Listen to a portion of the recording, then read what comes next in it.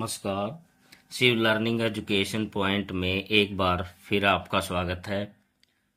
कृपया चैनल को सब्सक्राइब करें, वीडियो को लाइक करें और हमें मोटिवेशन प्रदान करें। चलते हमारे नेक्स्ट टॉपिक राम मंदिर की प्रतिष्ठा से राम राज्य निबंध पर चर्चा करेंगे, समझेंगे। भूमिका: अयोध्या में रामलला के मंदिर की प्राण प्रतिष्ठा का भव्य समारोह हुआ। यह बहुत ही उमंग तथा उत्साह भर देने वाला पल था। यह क्षण न केवल भारतीय संस्कृति एवं सभ्यता के लिए आवश्यक था, अपितु संपूर्ण विश्व की सभ्यता एवं संस्कृति इस पल की आस लगाए बैठी थी। इसका सबसे बड़ा उदाहरण इस बात से दिया जा सकता है कि आज समूचा विश्व अशांति, अविश्वास तथा नैतिक पतन की ओर बढ़ता जा रहा है। आज अराजकता तथा आतंकवाद का बढ़ता प्रकोप इसको और भी बढ़ावा दे रहा है। सारी मानव जाति बारूद के ढेर पर बैठी हुई है, जिससे कभी भी मानवता के नष्ट होने की आकांक्षा बनी रही है। आज अगर इन परिस्थितियों से हमें निकलना है तो संपूर्ण विश्व में राम जैसा आदर्शवाद लाने की आवश्यकता है। प्राचीन समय में श्री राम द्वारा चलाए गए शासन को राम राज्य कहते हैं। वर्तमान परिस्थितियों में श्री राम के आदर्श राज्य की संकल्पना प्रभावी सिद्ध हो सकती है। आधुनिक राज्य लोकतंत्रात्मक राज्य है, अर्थात बिना राम राज्य के लोकतंत्र की कल्पना भी नहीं की जा सकती। भारत के दो महाग्रंथ रामायण और रामचरितमानस में श्री राम को एक आदर्श राजा मानकर सार्वभौमिक तथा सर्वकालिक आदर्शों की नींव रख दी है। इन ग्रंथों का मुख्य एक उच्च आदर्श एवं नैतिक गुणों को विश्व के सामने रखना। यही कारण है कि इनका विश्व की अनेक भाषाओं में अनुवाद हो चुका, ताकि संपूर्ण विश्व को लोक कल्याणकारी तथा विश्व शांति एवं न्याय व्यवस्था का नैतिक आदर्श बनाया जा सके। राम मंदिर प्रतिष्ठा विश्व शांति की प्रतिष्ठा में एक कदम। भारत में श्री राम मंदिर से प्रेरणा प्राप्त करते हुए विश्व के अनेक देशों ने अपनी आंतरिक एवं विदेश नीति में परिवर्तन किया है। अब उनकी यह नीति साम्राज्यवाद, पूंजीवाद तथा आतंकवाद से प्रेरित न होकर संपूर्ण विश्व मानव कल्याण की हो गई है। आज विश्व के अनेक देशों की सरकारें अपने अस्त्र शस्त्रों के भंडार सीमित कर रही। उनके बजट का अधिकतर भाग मानव कल्याणकारी योजनाओं पर ज्यादा होने लगा। उन्होंने भगवान श्री राम के त्याग व बलिदान से प्रेरणा लेते हुए लोगों के दिलों को जीतना शुरू कर दिया है। वे महसूस करने लग गए हैं कि हमारे जीवन का अंतिम लक्ष्य युद्ध तथा हिंसा न होकर मानव कल्याण ही है। आज संपूर्ण विश्व का एक ही नारा है, वसुदेव कुटुंबकम, अर्थात संपूर्ण विश्व एक परिवार है। भारत भी हमेशा इस नीति का पर चलता आया। यही कारण है कि अधिकतर सभ्यता एवं संस्कृति मिट गई, लेकिन भारतीय संस्कृति और सभ्यता इतने उतार चढ़ाव के साथ भी अमिट है। इसका मूल आधार श्री राम का आदर्श रूप तथा जन कल्याणकारी भावना है। अगर हम भारतीय संस्कृति से श्री राम का नैतिक व आदर्श रूप निकाल दें तो वह मृत प्राय सी हो जाएगी। इसलिए हमारी भावधारा तथा विचारधारा में हमेशा श्री राम के आदर्श रूप की छवि बसी रहेगी तथा इससे न केवल भारतीय अपितु संपूर्ण विश्व की सभ्यताएं संस्कृतियां पोषण प्राप्त करती रहेंगी। अतः श्री राम भारत के राम न होकर विश्व के मन रूपी मंदिर के राम मन बन गए हैं। राम मंदिर प्रतिष्ठा राष्ट्र गौरव का विषय। राम मंदिर प्रतिष्ठा न केवल हर भारतीय के लिए अपितु संपूर्ण विश्व के लिए गौरव का पल लेकर आई है।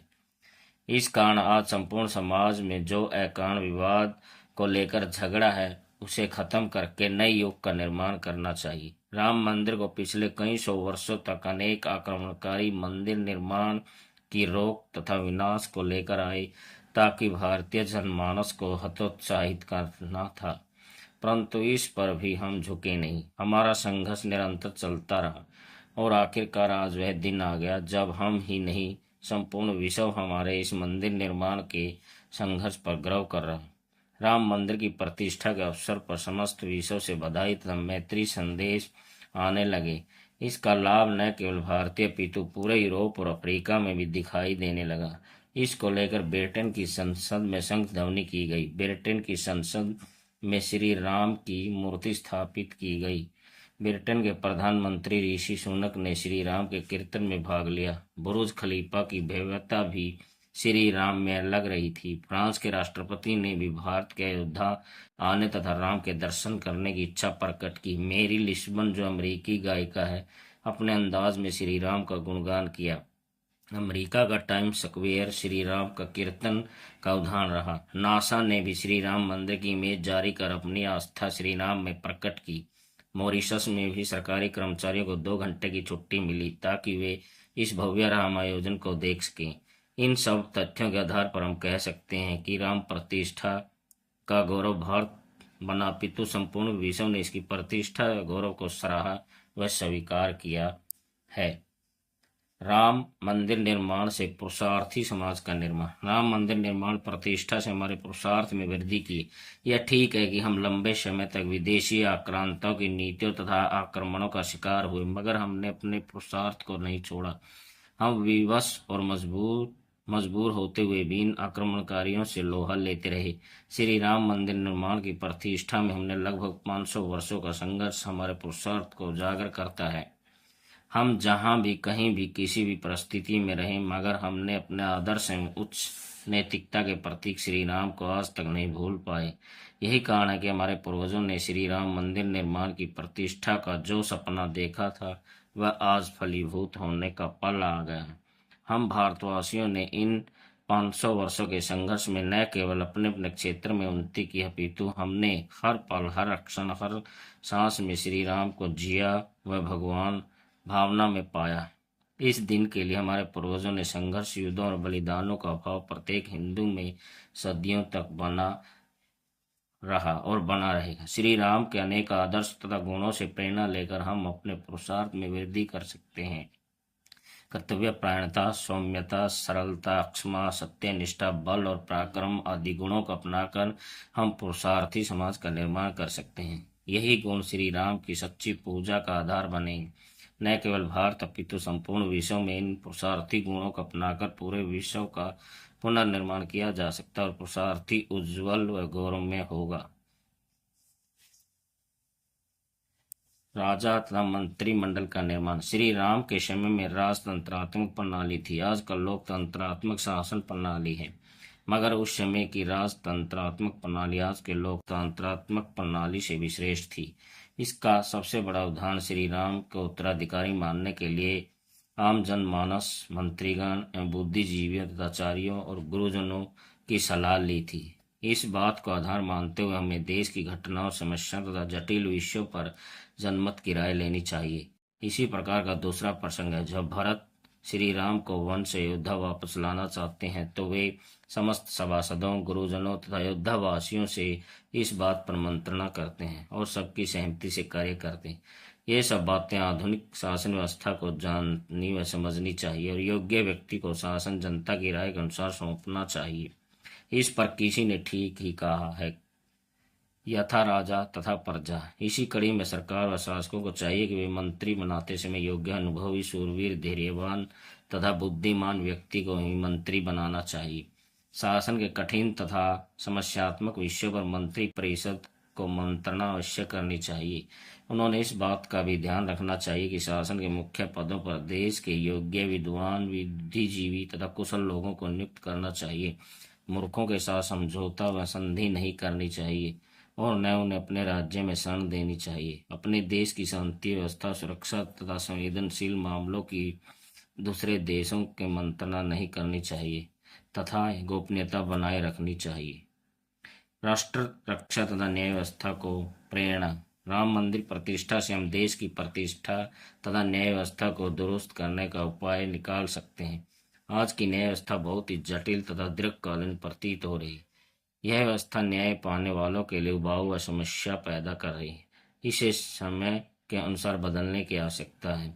हमारी न्याय व्यवस्था का यह आधार होना चाहिए कि चाहे सैकड़ों अपराधी मारे जाएं, मगर एक भी बेकसूर को हानि न हो, दंड कठोर न हो तथा अलगाव उत्पन्न करने वालों को कठोर दंड मिलना चाहिए। अपनी गुप्तचर एजेंसियों के माध्यम से सभी उच्च पदाधिकारियों पर नजर रखनी चाहिए। न्याय व्यवस्था दंडात्मक कम अपितु सुधारात्मक ज्यादा होनी चाहिए। गरीब से गरीब व्यक्ति को उचित न्याय मिलना चाहिए। इसी प्रकार का विषय राष्ट्र रक्षा में भी लिया जा सकता है। धैर्यवान, शूरवीर, बुद्धिमान व्यक्ति को सेना का सर्वोच्च पद देना चाहिए। सैनिकों की समस्याओं का समय समय पर समाधान करना चाहिए। सेना को अच्छा वेतन तथा भत्ते दिए जाने चाहिए। किसी भी देश के शत्रु को दुर्बल नहीं समझना चाहिए। अपनी सेना तथा सैनिकों को अच्छे से अस्त्र शस्त्र उपलब्ध कराने चाहिए। सैनिकों को नई नई तकनीकों का ज्ञान देना चाहिए। सभी सैनिक छावनियों तथा किलों का निर्माण सुरक्षा की दृष्टि से होना चाहिए। सैनिकों की रसद, सैन्य सामग्री तथा उनकी खाद्यापूर्ति सुनिश्चित ढंग से होनी चाहिए। सैनिकों में देश प्रेम और देशभक्ति की भावना को भावात्मक रूप से पैदा करनी चाहिए। सामाजिक सुरक्षा व अर्थव्यवस्था। श्री राम मंदिर प्रतिष्ठा से हमारी सामाजिक भावना तथा अर्थव्यवस्था उभर कर सामने आई। हमारे सामाजिक बंधन सौहार्दपूर्णता मैत्रीपूर्ण होने चाहिए। समाज में सभी वर्गों को समान अधिकार व उन्नति के समान अवसर प्राप्त होने चाहिए। उत्पादन व वितरण के साधनों पर संपूर्ण समाज का अधिकार होना चाहिए, न कि कुछ वर्गों व समुदाय का। हमें सामाजिक रीति रिवाजों प्रथाओं का अंतर्मन से पालन करना चाहिए। रूढ़िवादी तथा अंधविश्वासी प्रथाओं को बंद कर देना चाहिए। सामाजिक बुराइयों का पूर्ण रूप से समाप्त कर उन पर अंकुश लगाना चाहिए। हमारा सामाजिक ताना बाना भ्रातृत्व भेदभाव मुक्त तथा विकसित समाज का निर्माण करने वाला होना चाहिए। शासकों को सामाजिक त्योहारों में अवश्य शामिल होना चाहिए। इस कड़ी में हमारी अर्थव्यवस्था का नंबर आता है। हमारी अर्थव्यवस्था कृषि आधारित है, इसलिए कृषि उद्योग तथा तालाबों तथा सिंचाई की उचित व्यवस्था होनी चाहिए। देश के अंदर मानव श्रम का उद्योगों में प्रयोग करना चाहिए। कुटीर उद्योगों को बढ़ावा दिया जाना चाहिए। उद्योगों में निर्मित वस्तुएं अधिकतर समाज व देश की आवश्यकताओं को पूरा करने वाली होनी चाहिए। प्रत्येक योग्य व्यक्ति को काम मिलना चाहिए। सरकार का भी दायित्व है कि वह उचित औद्योगिक नीति बनाकर भारतीय अर्थव्यवस्था को बढ़ाने में महत्वपूर्ण भूमिका अदा करनी चाहिए, क्योंकि किसी ने सच ही कहा, जिस देश की अर्थव्यवस्था दुरुस्त है वह देश उतना ही सुरक्षित है। जन कल्याण की प्रेरणा। हम राम मंदिर प्रतिष्ठा से अधिक जन कल्याण की भावना का विकास कर सकते हैं। अयोध्या में न केवल एक रामलला का मंदिर बनाया गया, अपितु इससे भी आगे मंदिर निर्माण के साथ साथ अनेक जन कल्याणकारी योजनाओं को भी धरातल पर उतारा गया, ताकि अयोध्या ही नहीं बल्कि संपूर्ण मानव जाति के कल्याण का मार्ग प्रशस्त हो सके। राम मंदिर तथा राम का आदर्श चरित्र ही उसके प्रजा कल्याणकारी झांकी प्रस्तुत करता है। राम की जन कल्याणकारी योजनाओं में राष्ट्र प्रमुख का सिद्धांत आता है, अर्थात कोई भी कार्य, व्यापार, व्यवसाय आदि करते समय हमें राष्ट्रहित का अवश्य ध्यान रखना चाहिए।